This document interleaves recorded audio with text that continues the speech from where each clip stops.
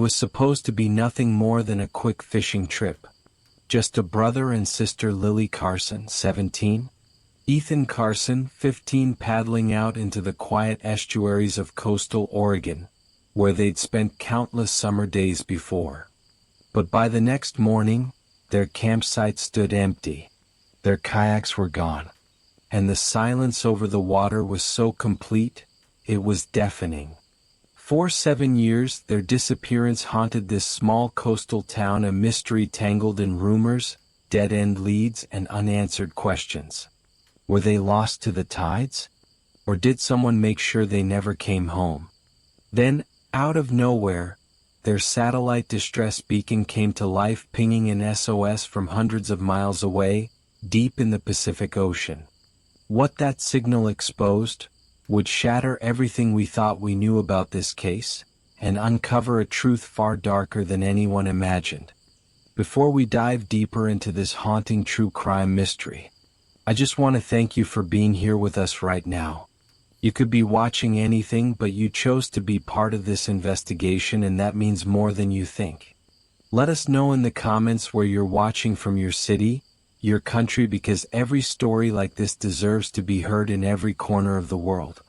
And if you're not subscribed yet, ask yourself why. If you have a reason, tell us in the comments. We read every single one. But if you believe stories like this should never be forgotten, hit that subscribe button right now so you're here for the next chapter of truth we uncover. August 15, 2012. The kind of Oregon morning where the cold cuts straight through your clothes and settles into your bones. David Carson stands at the edge of the dock, hands jammed deep into his jacket pockets, his breath curling in front of him in thin white clouds. The water is still too still, broken only by the occasional ripple from something moving beneath. Overhead, gulls wheel in lazy circles, their cries sharp against the silence. And that silence, it isn't peaceful. It's heavy, oppressive, the kind that presses in and makes you feel like you're holding your breath without realizing it. His kids, 17-year-old Lily, 15-year-old Ethan, should have been back by 8. They'd planned it all down to the hour. Break camp at dawn, paddle back here, load the kayaks into the truck, and head home. It's now past 10. And the water, as far as David can see, is empty. Just yesterday it had been different. Sunlight glinting off the estuary's surface. The sound of Lily's laugh carrying over the water as she reeled in a base almost too big for her to lift. Ethan grinning from ear to ear, holding his catch like a trophy. David had pulled out his phone, insisting on a photo.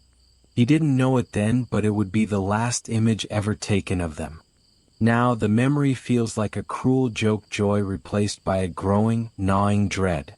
They know these waters. They've camped here dozens of times. This isn't like them. David tells himself there's a simple explanation. But each passing minute makes that harder to believe. And deep down, somewhere he doesn't want to admit, he already knows. Something is wrong. It was the kind of afternoon you wish you could bottle. The sun hung low, turning the water into a sheet of rippling gold. 17-year-old Lily Carson sat at the bow of her kayak, eyes narrowed in concentration as her fishing line danced on the surface. 15-year-old Ethan sat just ahead of her in his own boat, tapping the side with his paddle, teasing her about who'd catch the bigger fish. Her pole bent hard. Water broke in a spray of silver scales as she pulled a base from the depths, her smile wide enough to split her face. Ethan groaned, then grinned, hauling up one of his own just minutes later. Their competition turned into laughter, the kind that carries across the water and makes strangers smile without knowing why. David Carson sat back, letting the current do the work. This was his favorite part, not the fishing, not even the catch, but watching his kids in their element. Watching them be exactly who they were meant to be, out here in the wild, no screens, no noise, no world outside these waters. Didn't know it then, but that shutter click would capture the last photo ever taken of them alive. One frozen moment, sealed in time, and shadowed by everything that would follow. By the next morning that laughter would be gone, replaced by a silence so heavy, even the gulls stayed away. By late morning the worry was too much to ignore. David Carson slid his own kayak into the water, the cold seeping up through the hull. The estuary was different today, the water darker, heavier somehow, and the forest around it standing unervingly still. Not even a breeze to stir the branches. The route was muscle memory, 40 minutes of weaving through narrow channels and hidden inlets. He'd done it countless times. And every time before he'd round that last bend to see two brightly colored kayaks pulled up onto the sand, his kids waving from their campsite. But this time, nothing. No kayaks. No voices calling out. Just an empty stretch of shoreline. The tent was still standing, but just barely. A cooler sat half open. Clothes lay neatly folded in a dry bag, untouched. The fire pit was cold, so cold it looked like it hadn't been lit at all that morning. No coffee mug, no breakfast, no signs of a slow, easy start to the day. Why would they leave their gear behind? Where would they go in the middle of the night? And if they were in trouble, why hadn't they used the beacon? The only thing missing was them.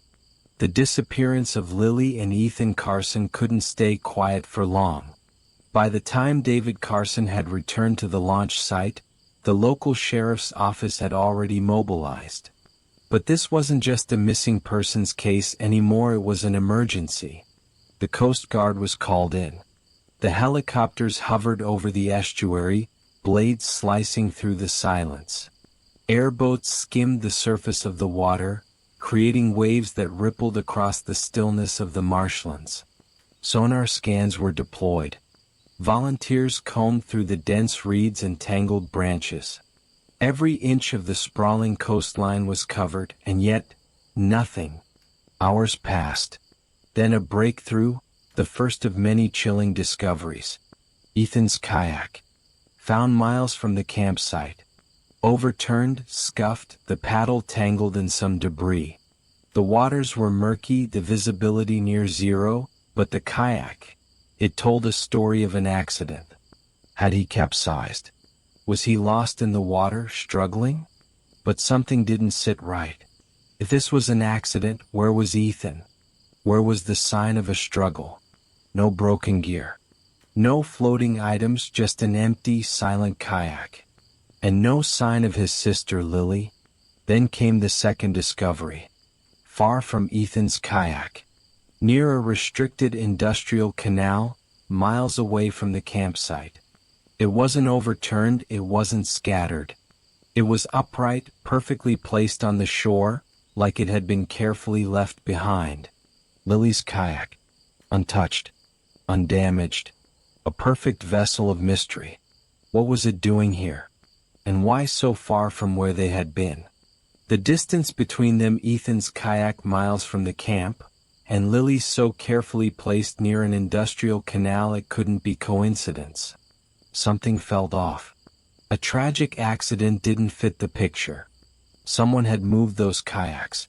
Someone had wanted to leave a message. The question remained, where were Lily and Ethan now? And why had their kayaks been left in places they never would have ventured? Zerra Marine Logistics, a name few had heard before the disappearance of Lily and Ethan Carson. Situated on the fringes of the industrial waterfront, it appeared at first glance to be just another corporate hub servicing offshore operations. But beneath its cold, calculated exterior, something darker festered. Zerra's operations were essential to the region, supplying support vessels to offshore oil rigs, managing critical shipping lanes, and overseeing a vast network of logistics that made the company indispensable. But there was more to Zerra than the public was ever meant to see. And now, as investigators tried to peel back the layers, they were finding resistance at every turn. The first thing they encountered was silence. Not the quiet of a company waiting for instruction, but the silence of a place that's been prepared for this moment. They were met with smooth professionalism, polite refusals, and a steady stream of denials. Corrupted security logs. They were told when investigators requested access to the footage for the night of August 14th. The systems had suffered a routine malfunction during a scheduled update.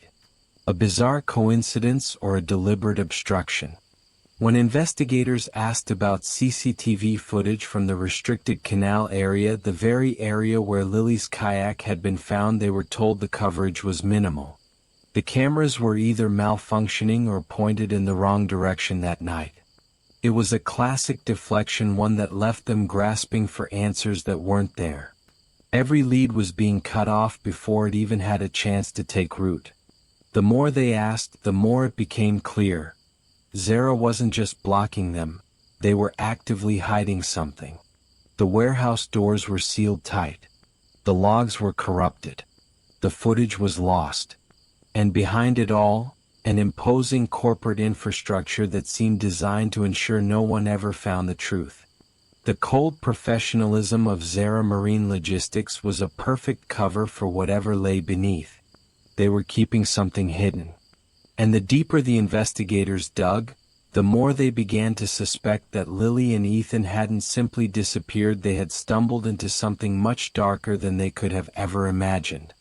As the search for Lily and Ethan Carson deepened, new whispers began to surface. Local fishermen spoke in hushed tones about a growing tension in the waters. It wasn't just the marshlands they fished in, it was a battleground, a place where men fought for territory, and any trespass was a reason for conflict. Could this be why Lily and Ethan vanished? Was it possible that they had stumbled upon something they shouldn't have seen? There had been rumors, whispers of sabotage, of boats drifting into the wrong waters, of fishing lines getting cut, of men furious over someone crossing an invisible boundary. Midnight confrontations in the silence of the estuaries. The type of violent skirmishes that left no trace but the quiet tension in the air. It wasn't a criminal syndicate, but something far more personal. And yet, it was enough to make anyone wary of stepping into the wrong place at the wrong time. Could Lily and Ethan have been victims of this turf war? They were just two teens looking for an adventure.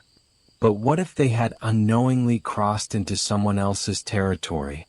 What if they had witnessed something they shouldn't have seen, something that had cost them everything? The theory gained traction. Investigators speculated that the siblings might have wandered into a fisherman's territory. Perhaps, in the dead of night, they had witnessed a confrontation. Maybe it wasn't just an accident at all. Maybe someone wanted them gone. But the deeper they dug, the less the theory held water. There were no signs of forced confrontation.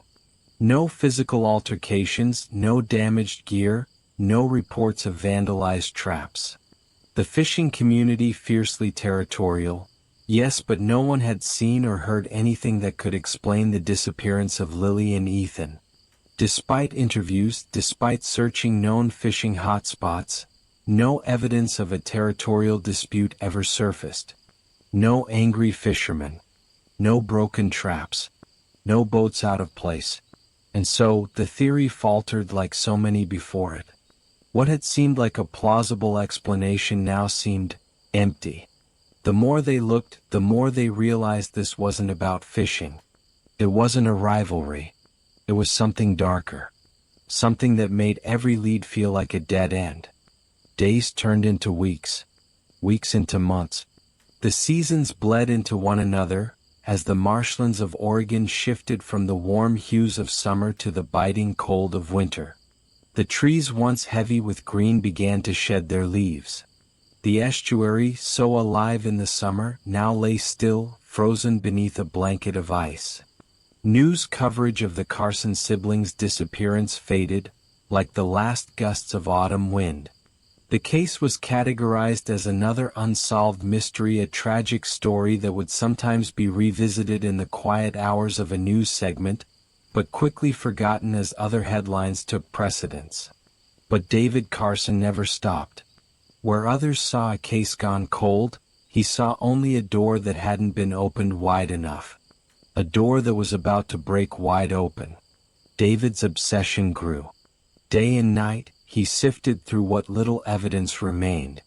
Pages and pages of vessel logs, ships that had passed through the area on the night of the disappearance, the movements of boats near the restricted canal. Everything was connected by invisible threads, but no one had seen the full picture. But there was one lead that refused to die, no matter how much time passed. The industrial facility. Zerra Marine Logistics. It hadn't been fully investigated, not like it should have been. David's eyes kept returning to it, tracing the shipping lanes, marking every ship that had docked nearby. This obsession, his need to find answers, was consuming him. But the same focus that had once been born out of love for his children now held him captive. He refused to let go of the one thread everyone else had dismissed. David was closing in on something, but what? Was he chasing shadows? Or had he truly uncovered a trail that could lead him back to the truth, to the place where his children had vanished? His obsession, now years old, would become key. The key that unlocked everything. But was he too far gone to see what everyone else had missed?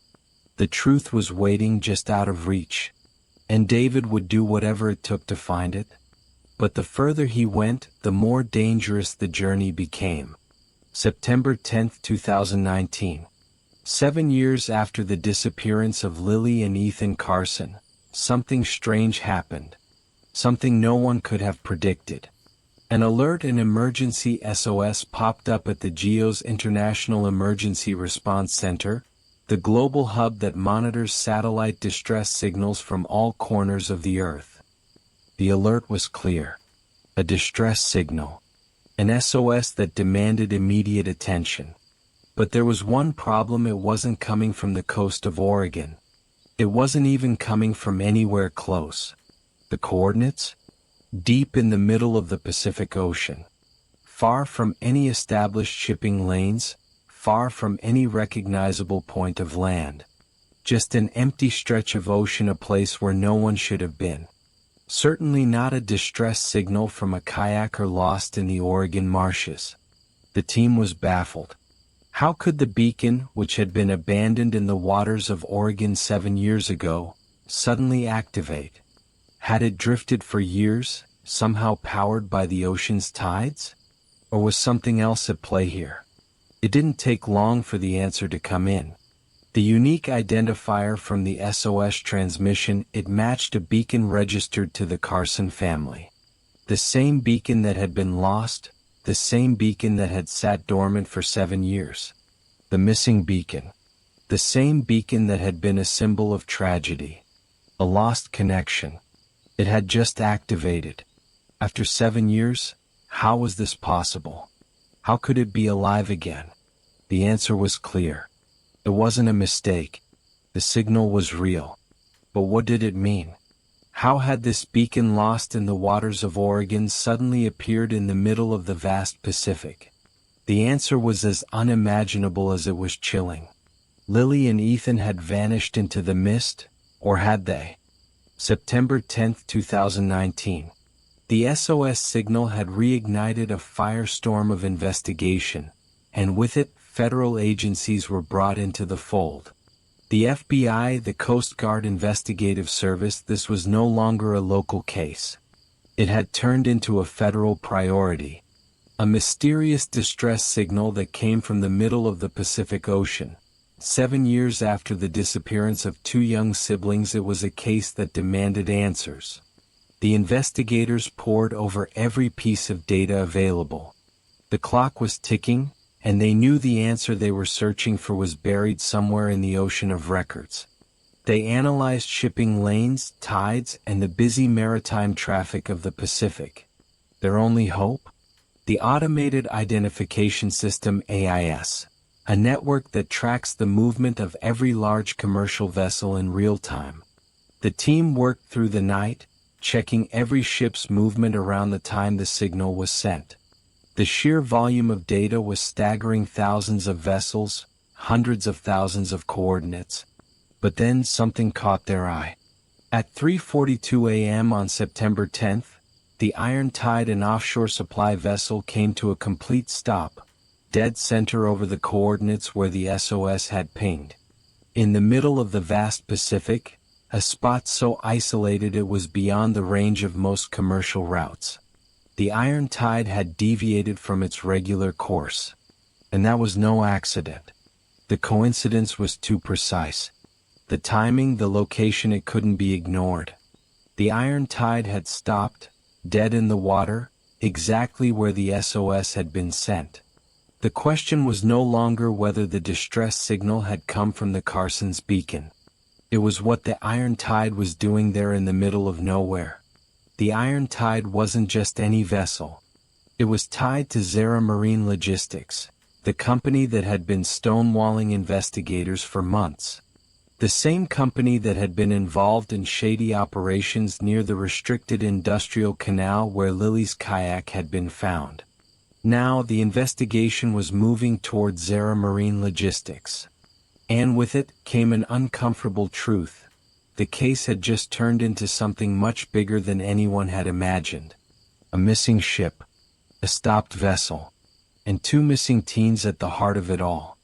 Was this the break David Carson had been searching for, or just another dead end? As we follow David's relentless search for answers, we're reminded of just how much is at stake. 2 young lives, full of promise, snatched away in the blink of an eye. And for 7 years, a father has fought alone to uncover the truth about what happened to his children. Every step, every sleepless night, has brought him closer to a mystery that refuses to let go. But David isn't the only one who cares. You're here. You've been with us this far. You've listened and you've witnessed this heartbreaking journey. But if you truly believe this case deserves justice, then we need your help. This story isn't just for David, it's for Lily, for Ethan, for the families of every victim who's been forgotten. If you're not subscribed yet, ask yourself why. What's holding you back? You can't just watch this story unfold without making a choice. Will you stand with David in the search for truth? Or will you turn away like so many others have? If you believe justice matters, if you believe Lily and Ethan's story deserves to be told, hit subscribe. And if you won't, tell us why in the comments, because your voice matters. Don't let this mystery fade away. Lily and Ethan's story deserves more than just a passing glance. It deserves to be remembered. And with your help, maybe we'll finally uncover the truth. As the search for answers pressed on, the investigation into the iron tide took a startling turn. The vessel that had stopped dead in the middle of the Pacific, the vessel that was the key to understanding the mysterious SOS signal, was, in fact, more than just a commercial ship. It was tied to a web of corporate connections that led straight to Gideon Zerra. Zerra Marine Logistics, the company that had stonewalled investigators, the company that had been linked to suspicious activities in the very waters where Lily and Ethan's kayaks were found. And now, the iron tide was connected to that same network of shell companies. Hidden behind layers of legal entities, it was a perfect cover for the Zerra empire. For David, the connections between Zerra Marine and the iron tide revived every suspicion he had held for years. The pieces of the puzzle were starting to fall into place. This wasn't just an isolated disappearance. This was bigger. This was corporate influence and power at play. And it wasn't just the waters that had been tampered with, it was the truth itself. David had spent years chasing shadows. But now the truth was finally taking shape. Every clue he had found, every dead end he had hit, suddenly made sense. Zerra Marine was no longer just a name on a piece of paper. It was the key to unlocking the mystery of his children's disappearance. Zerra had been hiding in plain sight, manipulating the waters, controlling the ships, and now possibly controlling the fate of 2 young lives. The question now wasn't just about Lily and Ethan anymore. It was about what Zerra was hiding, and who else might have been silenced along the way. The question now was simple: how deep did this go? What else was Gideon Zerra involved in? What did he stand to lose by covering up the truth? And what did that mean for David Carson's search for his children? The truth was within reach. But the closer they got, the more dangerous it became. Captain Zerra Russo had spent years guiding the Iron Tide through some of the world's roughest waters. But the storm that was about to break wasn't coming from the sea. It was coming from the very company he worked for, Zerra Marine Logistics. It started with the inspections. Routine checks that suddenly felt more invasive than they had ever been. Crew members questioned about every move they made, every decision they took. Logs were scrutinized. Maintenance reports under the microscope. There was no room for error. Then came the delays. Port authorities made sure every shipment ran behind schedule, forcing the Iron Tide to sit idle for hours, sometimes days. Customs agents, suddenly far more thorough than usual, conducting surprise audits of the ship's cargo and manifest. Delays that made no sense, every minute ticking by with crushing weight. As the pressure mounted, so did the whispers among the crew. Zerra was watching. The company's quiet presence behind every inspection, every delay. Russo couldn't shake the feeling that something had changed. They weren't just checking the ship's operations anymore. They were checking him. The whispers grew louder. A sense of paranoia began to sink into Russo's bones. He'd always known the importance of following orders, but now the orders were different. More precise. More invasive. He had become a pawn in a game he didn't understand. He could feel the walls closing in. Zerra was turning on him. His once solid confidence had begun to crack. Every check, every delay, every questioning glance from his crew felt like a confirmation. He was being set up. The Iron Tide was no longer his vessel. It was a prison. Russo began to see threats in every corner. Every creak of the ship, every passing face felt like a warning.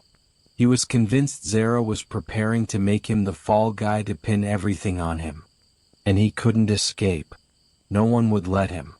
They had all the power. He had nothing left. The walls were closing in, and Russo could feel the weight of the truth bearing down on him. He had become expendable. Just one more piece of the puzzle that Zerra needed to silence. And the storm was coming. The psychological game was over. Now all that was left was survival. Captain Zerra Russo had finally reached the point of no return. After days of growing suspicion, the authorities had tracked him to an airport in Galveston, Texas. He was on the run, trying to flee, but his every step was being watched. The storm that had been closing in on him for months was about to break. Russo thought he had one last escape, a flight to South America. A new life. But the task force had moved fast. They knew where he was. They knew what he'd done. And this time there was nowhere to run. It was over. His escape plan was shattered in a matter of seconds. But what came next would bring the whole conspiracy into the light. Russo knew it was time. He had nowhere left to run. No more lies. No more pretending. The truth had to come out, no matter how much it cost him. They had seen it. Lily and Ethan, they had stumbled upon the illegal operation that night. They had seen the boat, the men working underwater, cutting into the pipeline. They were in the wrong place at the wrong time. I knew what was happening. I knew they had seen something they shouldn't have. I couldn't let them go. Ethan tried to fight back. He was strong. He didn't back down. But Ethan was killed. They took him and buried him. Far from the marshlands, away from anyone who could find him. But Lily, she wasn't just left there. She was taken.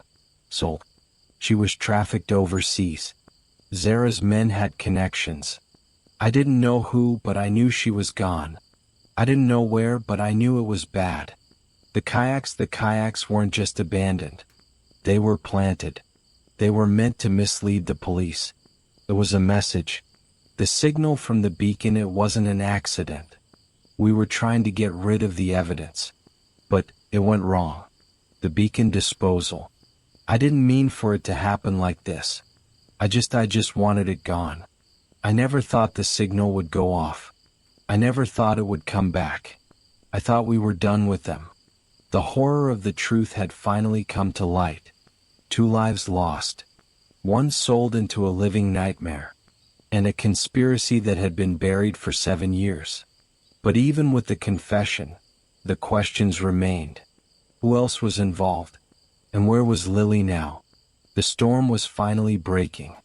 After months of stonewalling, after years of dead ends, the truth had come roaring to the surface. This was the moment David Carson had been waiting for, the breaking point. A series of simultaneous raids were underway, and Zerra Marine Logistics was the target. Tactical teams moved in fast, storming the doors of every facility connected to Zerra Marine Logistics. A fleet of vehicles and agents descended on Gideon Zerra's private estate, on Deputy Myron Blevins' home, and on the company's shadowy warehouses. No one was safe. It was swift, ruthless, coordinated. No escape routes. No time to run.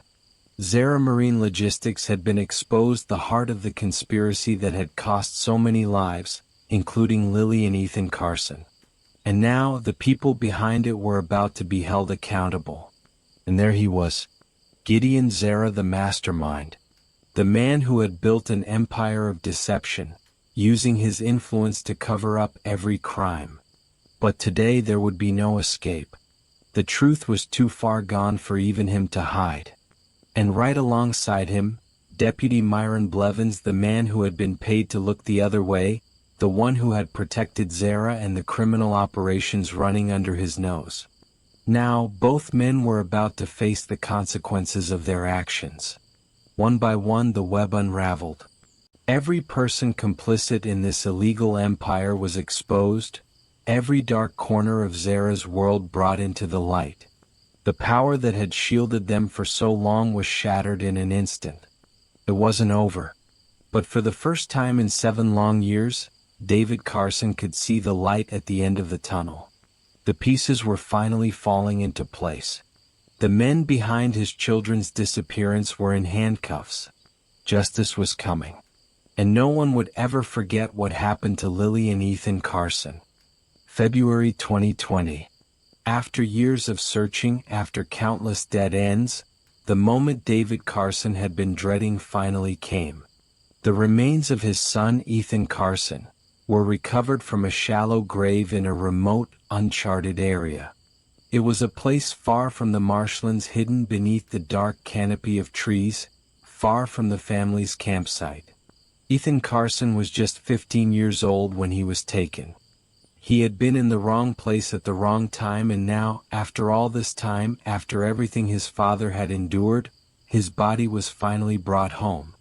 It was the closure he had desperately sought, and yet, it felt hollow. The missing piece, the one that had haunted him for years, had finally been returned. And yet it wasn't enough. Lily was still out there. And then came the other news. The news that would bring both hope and devastation. Lily Carson, missing for 7 years, was confirmed to be alive. In Southeast Asia, living under a new identity, barely clinging to life. Her face, unrecognizable at first, appeared in a refugee camp in the outskirts of Thailand. There was no question. It was her. David Carson had waited so long for this moment, but when the truth came, it was not the victory he had imagined. His daughter was alive, but she was not free. She was a prisoner in her own life, trapped in a world far from home, forced into survival on the other side of the world.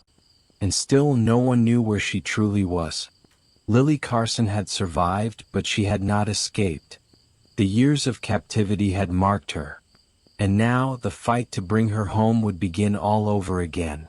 But the clock was ticking. The world was a different place now, and Lily was caught in the tangled web of human trafficking, far from her family's reach. It wasn't over. For David Carson, for Lily, for Ethan, it was never just about finding the truth. It was about justice. It was about making the world listen. And now, with the whole world watching, it was time for the Carson family to finally get the answers they deserved. "I'll never stop searching for you, Lily. You're out there. I know it. And I'll find you. No matter what it takes, no matter how long it takes." He had spent years chasing ghosts, but the search wasn't over. Not by a long shot. Not as long as Lily's fate remained unsolved. As long as she was out there, David Carson would keep fighting, keep searching. The search for Lily Carson was far from over. The case had many more unanswered questions. And the world was left to wonder who else was involved. Where was she now? And what had become of her? The mystery remains.